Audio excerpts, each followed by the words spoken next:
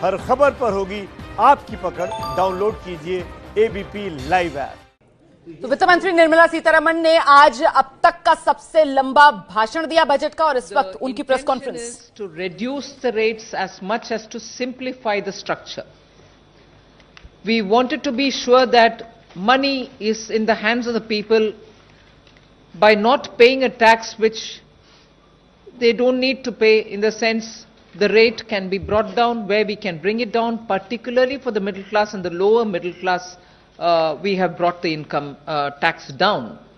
So, if you go by the way in which we organized the corporate rate tax cut, in September when the corporate tax was reduced, even there the pattern was similarly adopted. Those who want those exemptions and other things can continue with the old. And those who are looking for a simplified rate, a reduced rate, and a simple process could adopt the new. The same principle is in our minds when we designed this. Eventually, we want to bring the rates down and remove the complications that are there in the compliance. Too many exemptions, it's very difficult for the administrators to administer it. As much as too many exemptions, you need an expert to keep advising you as to how you plan your taxation. So we wanted to achieve two goals: make our intentions clear that we want to simplify the income tax process. We want to reduce the rates. So to achieve both, we have come up this year with a new scheme with very limited exemptions to it. Ideally, a new scheme without any exemptions would have been the best, but still, because there are some exemptions which are absolutely indispensable, and therefore we have brought in those exemptions to it and kept it at the minimum. Those who still want to have the benefit of those exemptions which they have been using for some years can remain in the old system. So we provided both with an intention that in the long run we will be gradually able to remove all exemptions, and in India your personal income tax, the entire framework should be simple and a very low rate without difficulties in compliance. With that said, I have also read out the examples of people who don't want any exemption in the old, don't want any exemption in the new. What will be the benefit? I have also given you in my speech example of, all right, some benefits in old and some benefits in new. What do you tend to benefit? The new scheme has been designed in such a way that you definitely benefit in terms of the money which is going to be remaining in your hand, having not to pay a higher income tax. With that said, I'll ask the Revenue Secretary to tell you which are those exemptions which are part of the new scheme now. With the reduced rate and with those few exemptions, what will be the benefit that anyone can get will be obvious from his answer. Revenue Secretary.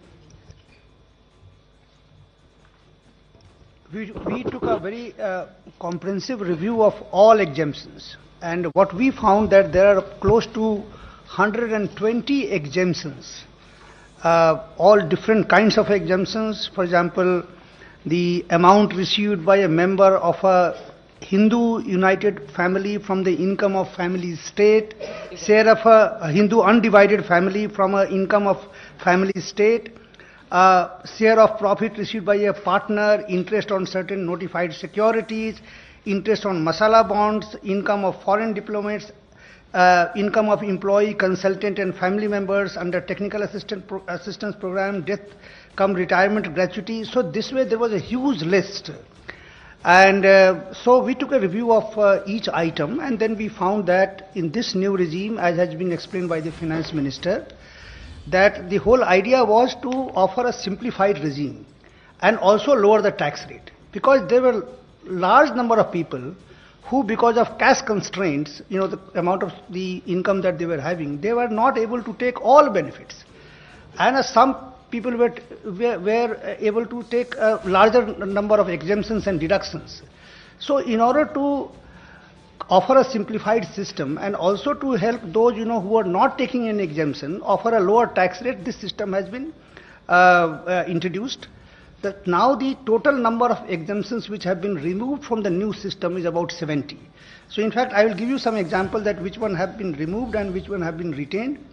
So particularly the important ones which have been retained in the new system would be like the retirement benefit, for example. Death cum retirement gratuity for government employee, no limit. For others up to 20 lakh, it was already there, they will be retained.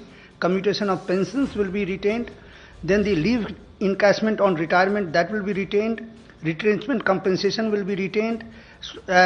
Amount received on VRS up to 5 lakh, that will be retained. Similarly, the EPFO, the employer contribution up to a certain limit, whatever limit that is there now, that will be retained. Payment received from NPS, National Pension Scheme on closure, partial withdrawal from NPS, they all will be retained. A scholarship granted to meet the cost of education, that will be retained. Then payment of awards instituted in public interest, that will be retained. So similarly, so these are the things which will be retained. Then and then there are 70 exemptions, as I mentioned. You can probably put it all in the net. Yeah. Yes, so I will put it on. So that will be clearer for you. Yes. Okay, we take next question, 13. Ma'am, just you will get the details. Question number. Timsy, when there's more money in your hand, and you, the person who has it, will be better in a position to decide where you want to save, instead of me directing it. So I'm allowing you to have more money in your hand and depend on your judgment where you want to place your savings. Ma'am this is Monika from Zee business. Ma'am मेरा सवाल है कि आपने कहा कि partial credit guarantee scheme में revision करने की ज़रूरत है. आपने हाल ही में कुछ रिलैक्सेशंस अनाउंस करे थे, तो अब हम क्या स्पेसिफिक मेजर्स उसमें एक्सपेक्ट कर सकते हैं? और दूसरा ये कि रियल एस्टेट सेक्टर जो one of the top employment generators है, उसके लिए आपने कुछ भी अनाउंस नहीं करा, बल्कि उन्हें बहुत ज़्यादा एक्सपेक्टेशन थी कि एटलीस्ट एक one time loan restructuring scheme जो है की घोषणा हो जाएगी. तो क्या कारण रहा उसके पीछे? नहीं, actually for the real estate we had announced some things even earlier. We had announced that stalled projects which need to be completed will be given the last mile funding so that that project can be completed. Home buyers will be getting the project. That is already ongoing. Now, in this also, we have extended the date by 1 year, so that if it's affordable housing, the exemption which the home buyer has is available for them, and the tax holiday for the real estate people, promoters, is also extended by 1 more year. So actually they can now seek the buyer and benefit from it once the transaction gets over. So we've actually given something much more than what was announced even before the budget for the real estate sector. 29. Next question, That's 29. already ongoing. Na? Yeah, thanks. Good afternoon, ma'am. Sapna Das here from CNBC TV 18. You've also created a lot of buzz with your new divestment target of 2110 lakh crore estimated for FY21. Ma'am, you've clearly mentioned that, out of this amount, around 90,000 crores is what you're looking at via sale of stake in public sector banks and financial institutions. Could you please explain that to us? And also IDBI, sir. So the target which has been specified, FM has already mentioned it during the budget speech. It is essentially to come from the listing of the LIC and also from the IDBI at this stage. Yes. Yeah. So that listing will decide the valuations. We will work on this. Next and question it's from essentially these two. 53. Yes, 53.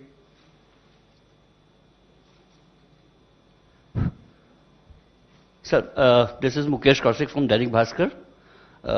Ma'am, I want to have clarity on defense budget, how much this time has been allocated and what is the percentage increase, what is the capital budget for this, and what is the amount allocated to Indian Air Force, Army and Navy specifically? I think all these details will be provided in the documents. So if there is any clarification on that, you can. Otherwise, PIB press release is providing all the details and data about the different heads.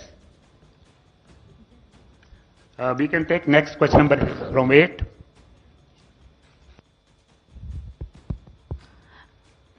Ma'am, this is Ruchi Bhatia from ET Now. Congratulations on the budget. I want to ask you about the massive 2.1 lakh crore target that has been set out in the budget for disinvestment proceeds. Many say this is a very stiff target. How will the Department A look to achieve this target? Because we've seen a massive shortfall in this year. So A, on the target, and you've also spoken about a tax charter that the tax department will bring in. What will the tax charter really entail? Just to understand that. I'm glad you asked that question. I was a bit worried that on a measure like a tax charter, and in spite of me mentioning it in 2 different places in my speech, not a person has asked me any question. I'm so glad you asked. That's a very major step. Other than us going around the country to tell tax administrators to ensure that face-to-face engagement with the taxpayers need not necessarily be there. To ensure that they are dealing with them more like wealth creators, and to make sure that they would approach them only to gather information. In spite of all this, you would still hear some comments occasionally about, no, there is a level of harassment and so on. And our commitment to make sure that taxpayers are respected, and we quite honor them for the commitment in nation building that they're showing by being honest taxpayers, had to be given an expression of sorts. And therefore we came up, and I must thank, he's not here, the principal advisor, Sanjeev Sanyal did a lot of work for me on this. He researched and gave me a lot of inputs. If I'm right, there are only 3 countries in this world which have enshrined the rights of a taxpayer in their laws. Canada, USA and Australia, if I remember correct. So when he, after quite a lot of inputs, came up with the taxpayer rights and a charter as a result, we as usual in the ministry discussed it in my morning meeting with the secretaries, and then we worked on it. That is to prove very clearly that the government's intent is not to harass anybody. If there are 1 or 2 black sheep here and there, they are there everywhere, not just among tax administrators. But the intent of the government had to be cleared, and therefore we thought we'll enshrine it in the statute itself, because we believe in it. It's an article of faith for us to respect wealth creators. It's an article of faith for us to make sure that the honest taxpayer is not suspect. And therefore we have made it a point to bring it into the Act itself as a charter, the details of which will come out. So that was one of your questions. What was the other? Tuhin Pandey is here. Only to have one word in his favor before he speaks is, I set the target in July. And I also will have to tell you, didn't you know about it, will be your question next. But I'll also have to tell you, between July and now, January, the immense effort that Atanu, before Tuhin as disinvestment secretary, and now Tuhin, are all undertaking. You will see successful disinvestment happening within the next few months. But your accounts for this year end 31st March. Can I keep speculating? So obviously I agree. Between July and now, a lot of legwork has been completed. And the benefits are going to go into the next financial year. So you may hold me for having set a target which I didn't fulfill, but within 6 months I can stand up and tell you, we have done enough groundwork. Tuhin Pandey can speak now about the rest.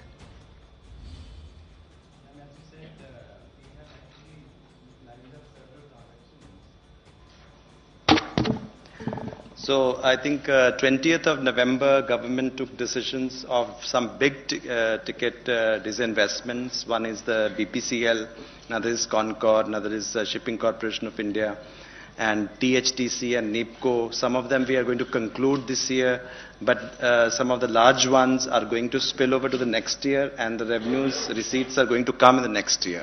So the transactions are all lined up. As you know, the Air India expression of interest is already out, and very soon BPCL expression of interest it is just about ready. It will be out as well, and so on and so forth. So therefore we are quite hopeful that we would be achieving the disinvestment target next year. And also for this year, whatever is there, as you know, we are a very successful ETF. Last 2 days we raised 21,000 crore on the ETF, of which we are retaining 16,500 crore. 40.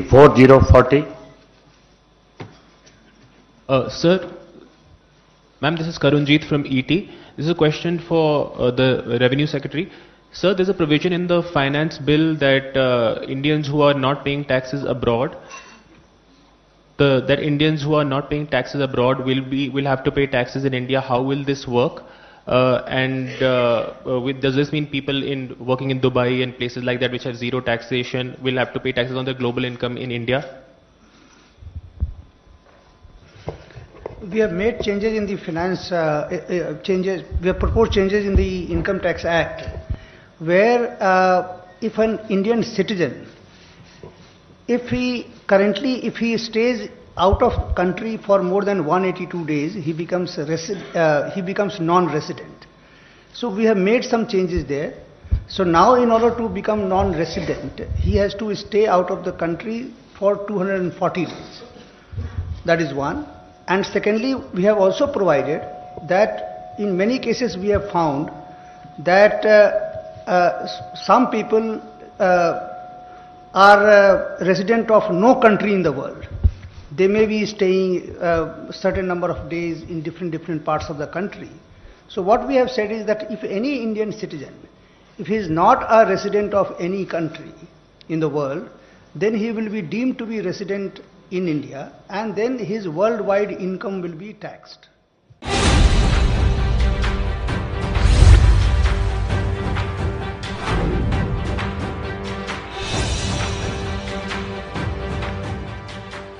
News channel इतिहास की सबसे बड़ी series प्रधानमंत्री series 2 शनिवार रात 10 बजे